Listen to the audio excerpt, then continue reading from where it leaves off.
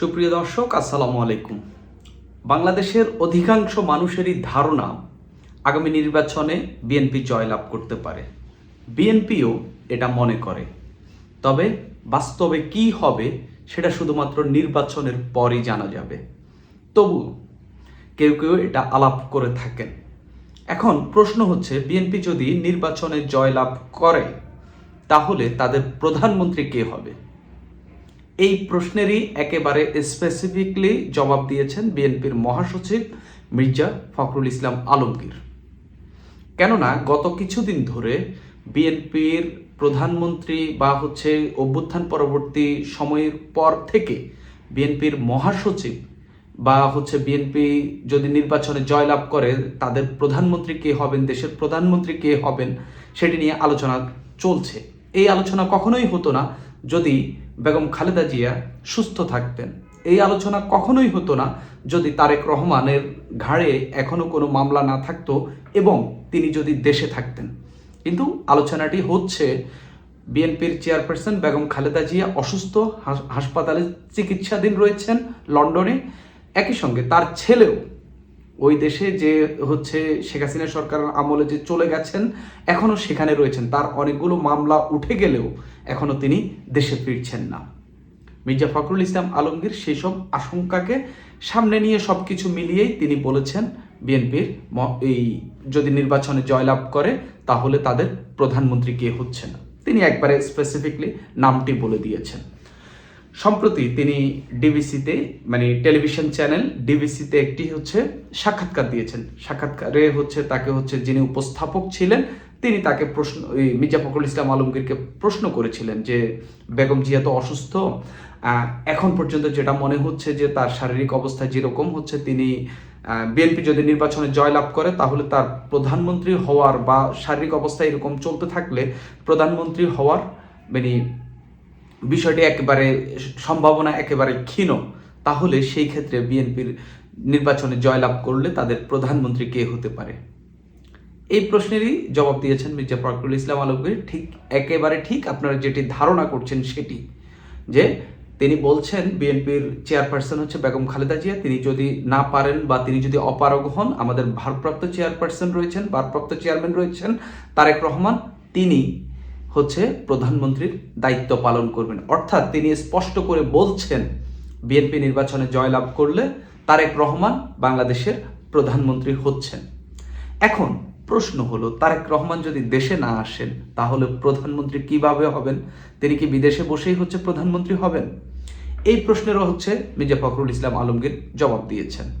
এটি প্রশ্নটি আসলে এভাবে করা হয়নি, তাকে আসলে জিজ্ঞাসা করা হয়েছিল যে তিনি এই প্রশ্নের পরিপ্রেক্ষিতে তিনি বলেছিলেন যে তার অনেকগুলো মামলা তো খালাস পেলেন, আরও যেসব মামলা আছে সেগুলো ধীরে ধীরে উঠে যাবে, তিনি দেশে ফিরবেন এবং দেশে ফিরলে তিনি প্রধানমন্ত্রীর বিএনপি জয়লাভ করলে প্রধানমন্ত্রীর দায়িত্ব নেবেন। আমরা দেখলাম শেখ হাসিনার পতন হলো, 6 মাসের বেশি সময় পার হয়ে গেল, কিন্তু এখনো তারেক রহমান দেশে ফিরছেন না। তার নামে যে গুরুতর যেসব মামলা ছিল, যেমন ধরেন যে 10 ট্রাক অস্ত্র মামলা, তারপরে 21 আগস্ট গ্রেনেড হামলা, সারা দেশের বিভিন্ন আদালতে থানায় যেসব মামলা ছিল তার নামে, মোটামুটি অনেকগুলোই কোনোটা খারিজ হয়ে গেছে, কোনোটা থেকে তিনি অব্যাহতি পেয়েছেন, কোনোটা মামলার বাদী মামলা তুলে নিয়েছেন। এরকম সংখ্যা কয়েকটি বা সংখ্যায় কয়েকটি মামলা এখনো তার নামে থাকলেও থাকতে পারে, কারণ একজন রাজনৈতিক নেতার নামে জানা অজানা ভাবে নানান মামলা থাকতে পারে। সেই মামলায় হয়তো এখনো 2-1টি থাকলেও থাকতে পারে, কিন্তু তিনি কেন দেশে ফিরছেন না এটা নিয়েই প্রশ্ন উঠছে। নানান কথাবার্তা উঠছে যে দেশে একটি রাজনৈতিক নেতৃত্বের এক ধরনের শূন্যতা চলছে, কারণ পতনের মধ্য দিয়ে তো আওয়ামী লীগ বাংলাদেশে এখন নাই বললেই চলে।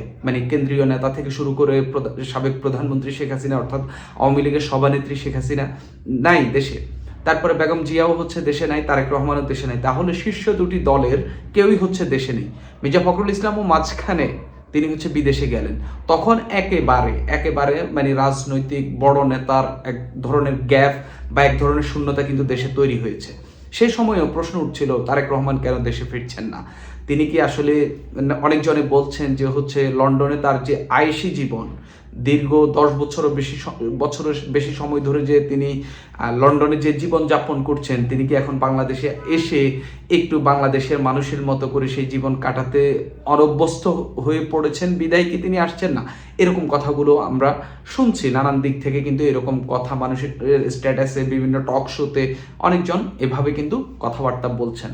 তারেক রহমান কেন দেশে ফিরছেন না? একমাত্র তিনিই ভালো বলতে পারেন, তার দল বা ভালো বলতে পারে। হয়তো তিনি এখন এক্সকিউজ দেখাইতে পারেন যে হচ্ছে তার মা সেখানে গিয়েছেন, সেখানে চিকিৎসা নিচ্ছেন, তার মা হচ্ছে মাকে রেখে আসলে তিনি কিভাবে আসেন, হয়তো এরকম একটি এক্সকিউজ দেখাতে পারেন।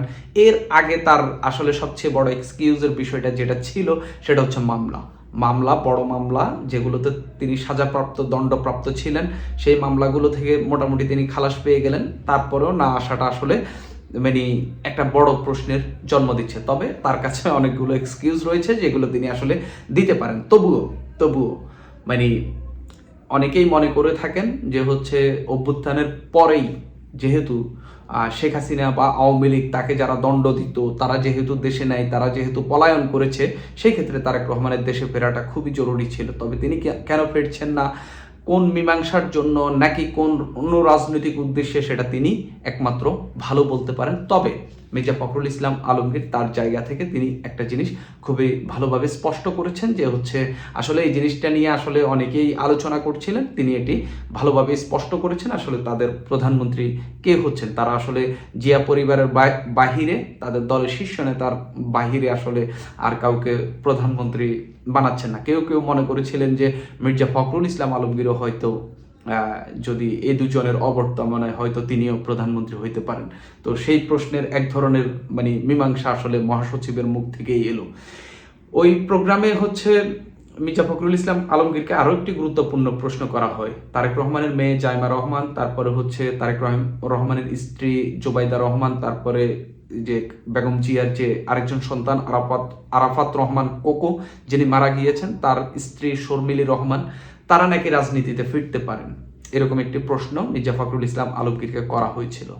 মির্জা ফখরুল ইসলাম আলমগীর আসলে এটাকে এমনভাবে প্রশ্নটির উত্তর দিয়েছেন, তিনি আসলে বলছেন যে আমাদের দেশের মিডিয়া অনেক ভাইব্রেন্ট, আমাদের মিডিয়া আসলে নানান রকম করে কথা বলে, এটা মানে এই তিনজনের রাজনীতিতে ফেরাটা বা হচ্ছে রাজনীতিতে আসাটা আসলে মানে এক ধরনের মিডিয়ার সৃষ্টি, এই টাইপের একটি ইঙ্গিত তিনি দিয়েছেন। তিনি সেটি সরাসরি না বললেও আসলে ইঙ্গিতটা ছিল এরকম যে হচ্ছে এদের রাজনীতিতে ফেরাটা হচ্ছে মিডিয়ার এক ধরনের সৃষ্টি। একই সঙ্গে তাকে হচ্ছে তার পরিবারের কেউ হচ্ছে রাজনীতিতে আসবেন কিনা, তার সন্তানরা কেউ রাজনীতিতে আসবেন কিনা, এই প্রশ্নটি করা হয়েছিল।